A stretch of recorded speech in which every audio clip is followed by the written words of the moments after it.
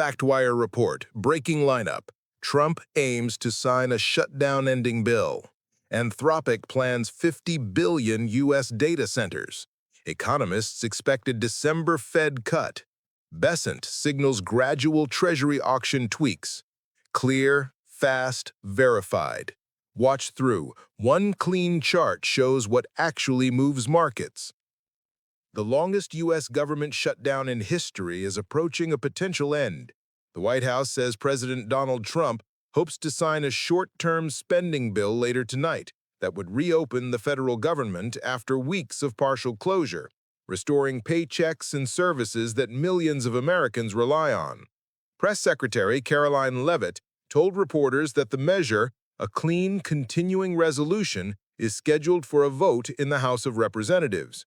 The bill would temporarily fund government agencies at current levels, buying lawmakers time to negotiate over deeper budget fights, while immediately lifting the pressure on federal workers, contractors, and the public. Leavitt stressed that the proposal mirrors what the administration and Republican leaders say they have backed from the very beginning of the standoff. For hundreds of thousands of federal employees, the stakes are personal. Many have already missed paychecks, run down savings, or taken on short-term debt to cover rent, food, and childcare. Key services, from airport security screening to food assistance programs, have been strained as unpaid staff decide whether they can keep showing up to work. Business groups warn that the longer the shutdown drags on, the greater the drag on consumer spending and confidence.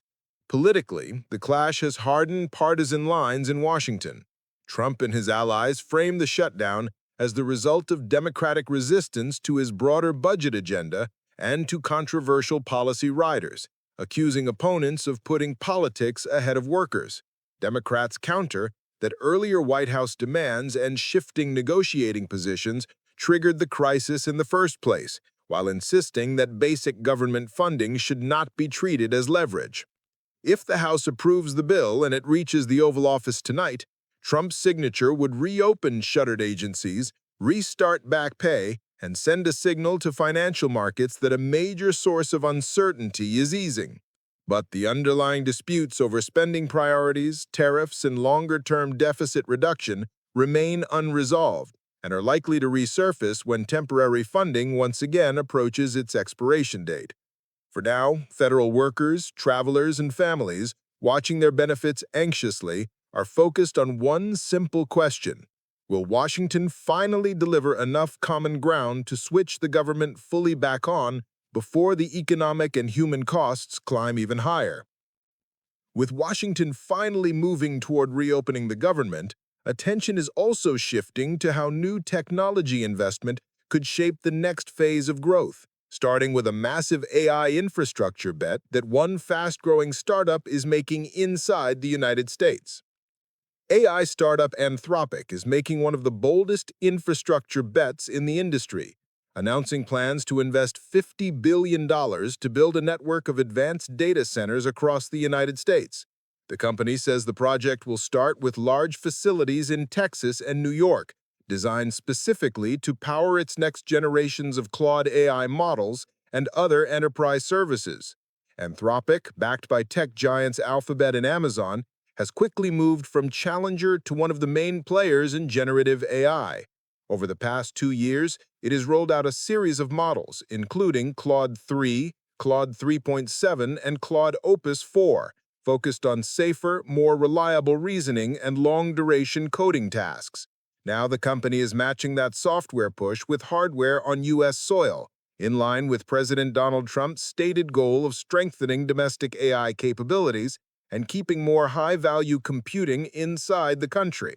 According to the announcement, the new data centers are expected to come online starting in 2026 and will create around 2,400 construction jobs and about 800 permanent roles in operations, maintenance, and support.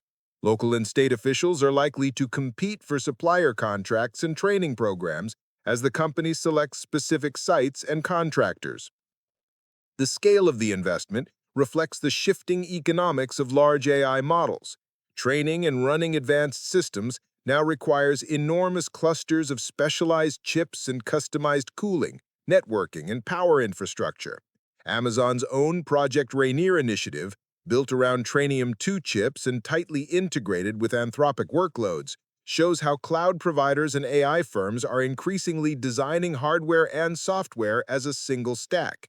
For businesses, Anthropic argues that the new capacity will mean faster, more reliable access to AI tools that automate code, analyze documents, and support decision-making.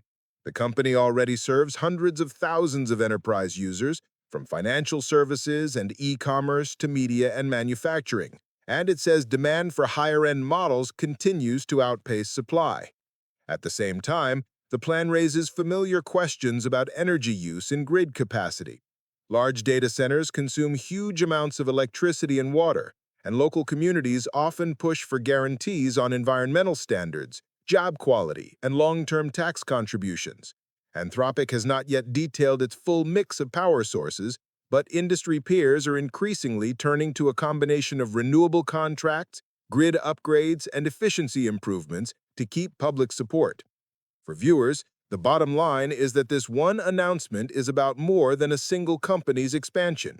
It shows how competition in AI is moving from research labs to enormous physical infrastructure, with the United States trying to stay at the center of that race, and with local communities hoping that the new era of computing translates into stable, well-paid jobs close to home. As companies pour tens of billions into AI infrastructure and new data center jobs, investors are watching whether central bankers will support that momentum or cool it down, starting with the Federal Reserve's next decision on interest rates.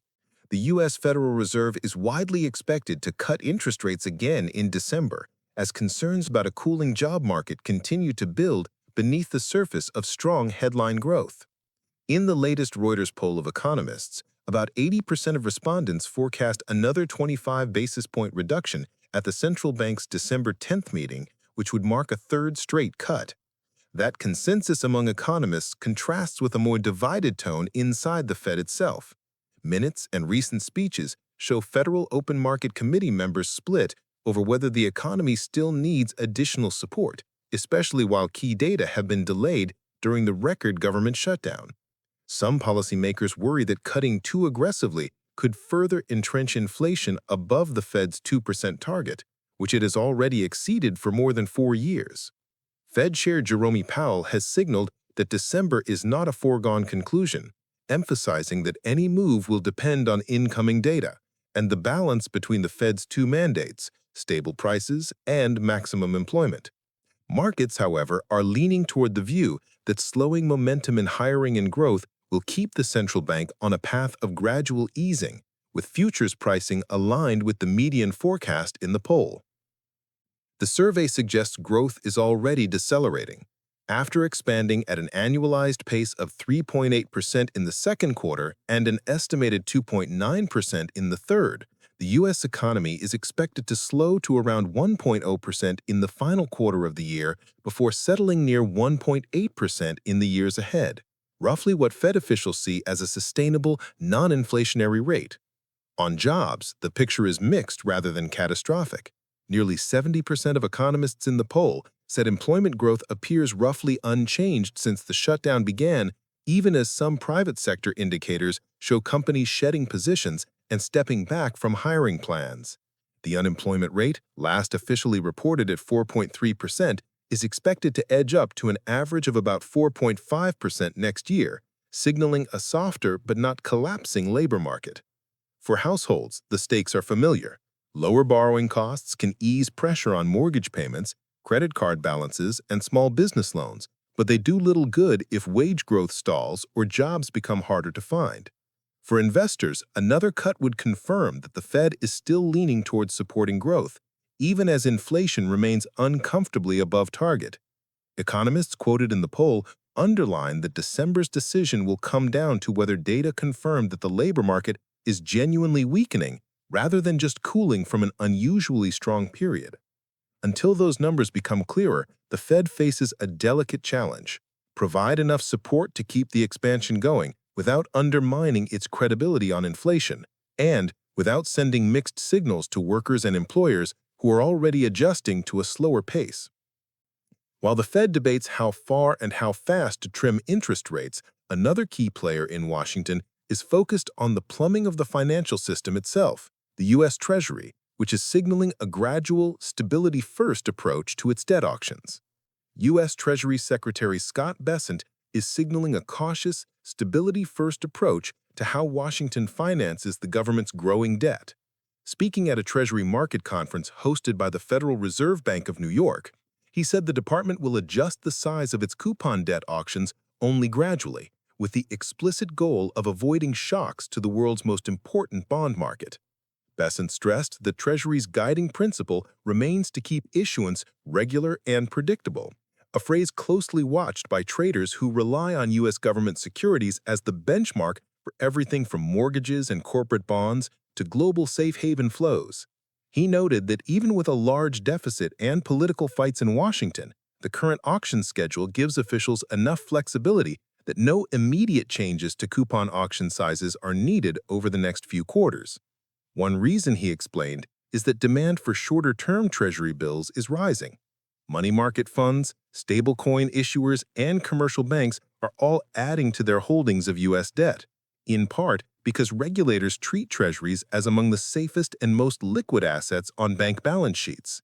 That growing appetite for bills gives Treasury room to fine-tune how much it raises at different maturities without straining the system. Bessent also pointed to some supportive tailwinds, a slight improvement in the federal deficit outlook compared with earlier projections, and the Federal Reserve's decision to buy Treasury bills with proceeds from its maturing mortgage-backed securities. Those Fed purchases, he suggested, are helping anchor demand at the front end of the market, giving Treasury more confidence that it can keep auctions steady while still funding the government at reasonable cost. Looking ahead, the Treasury Secretary signaled that officials are open to technical reforms that could further bolster the market. He expressed support for changes to banks' supplementary leverage ratios, rules that affect how much low-risk assets they can hold relative to capital, arguing that sensible adjustments could encourage institutions to hold more treasuries without undermining financial safeguards. That, in turn, would deepen the investor base and reduce the risk of sudden air pockets in demand. For investors and ordinary viewers, Bessent's message comes down to reassurance rather than surprise. He is telling markets that there will be no abrupt shifts in how the United States issues its debt, even as debates continue over interest rates, tariffs, and long-term deficit reduction. Instead, any changes will be telegraphed in advance, guided by regular market feedback, and calibrated to protect U.S. Treasury's role as the anchor of the global financial system. In practical terms, that means households, businesses, and governments around the world can keep using Treasury yields as a reference point for borrowing and investment decisions, with less fear of sudden disruption coming from Washington's auction calendar, even in a period of heightened political and economic uncertainty. That was FactWire Report. If this saved you time, subscribe, hit the bell, and like the video. Comment, shutdown end, 50 billion data centers, December rate cut, or Treasury auction shifts. What matters most? Share with a friend tracking markets. We post concise, verified news daily. See you tomorrow. Stay to the end. Our mid-video chart turns headlines into signal for faster decisions.